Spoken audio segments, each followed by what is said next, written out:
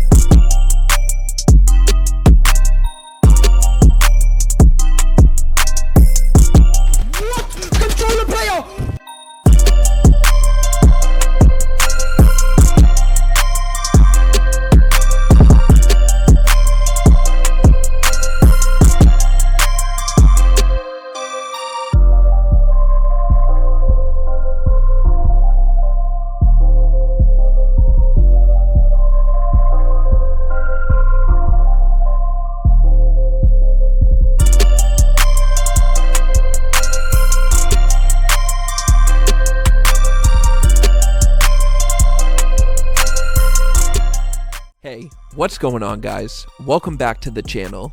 As we normally discuss and review budget gaming PCs in which are able to run all of today's modern games using somewhat older hardware, we get a lot of requests to do budget gaming laptops. Budget gaming laptops can be a lot more challenging and a lot more costly, as they are not as cut and dry as building a desktop gaming PC. When it comes to budget gaming PC builds, you can get amazing results by simply installing a powerful graphics card into an old pre-built Dell with a decent enough CPU. But when it comes to laptops, you can't just install a high-end graphics card into it and be up in gaming. Laptop GPUs are almost always soldered directly to the board and are non-upgradable. Laptop GPUs are always less powerful than their desktop counterpart, as they need to be more power efficient as they are running off a battery. Take the NVIDIA GTX 1060 for example. This card is a budget powerhouse for around $100. In its full-size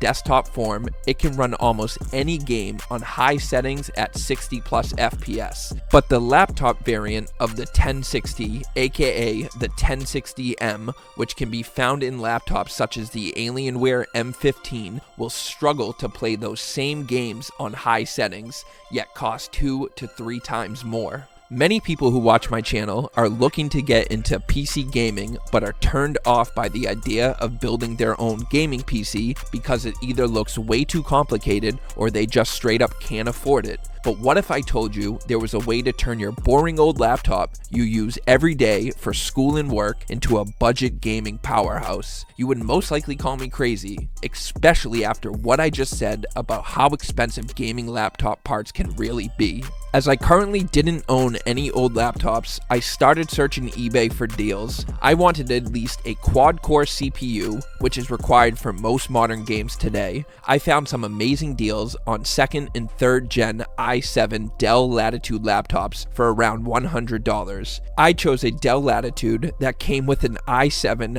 3720QM, QM meaning quad mobile or quad core, for $110 shipped.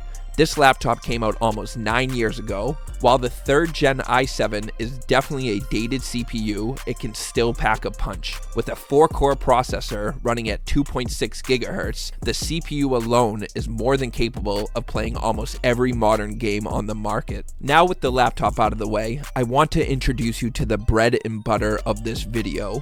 It's called an eGPU dock, or an external graphics card dock. It allows you to use any external desktop gaming PC graphics card with any laptop that has a SATA port. Why this is so awesome is because your laptop more than likely has a SATA port. Laptops from the last 10 to 15 years with built-in Wi-Fi all use an internal Wi-Fi card that is connected directly through a SATA port, and the Wi-Fi card can easily be replaced with the eGPU connector. Once discovering the eGPU for myself, I started doing some research. Quickly I discovered there was a massive scene of enthusiasts who have been using these external graphics card docks for years, turning their old boring laptops into amazing gaming machines. Big companies like Razer have been producing their own versions of the eGPU for quite some time, but it cost nearly $500 and was only compatible with laptops that supported Thunderbolt. Quickly, I was seeing why I haven't heard of this before. Not only was $500 a ridiculous price tag for a laptop accessory, but there are so many laptops out there that do not support Thunderbolt. The eGPU dock we are using in today's video only costs $40 and is more than likely compatible with your old laptop. The graphics card we are using with the eGPU dock is the AMD RX 570. The RX 570 is an extremely powerful graphics card for only $90. We have used the RX 570 in countless budget desktop gaming PC builds and get well over 144 FPS in games like Fortnite, 80 to 90 FPS in Call of Duty, and a steady 60 FPS on high settings in all other modern titles. So the AMD RX 570 is no joke. As we stated previously, the reason laptop graphics cards are always much slower than their desktop counterpart is they have to consume much less power, so the laptop battery doesn't die instantly. While using an eGPU setup with a laptop, you need to provide power to the graphics card. This power cannot be pulled from the laptop, meaning an external power supply is needed. These high-end graphics cards usually require a minimum of a 500 watt power supply in a gaming PC setup. This is because the power supply needs to power the graphics card plus the entire PC.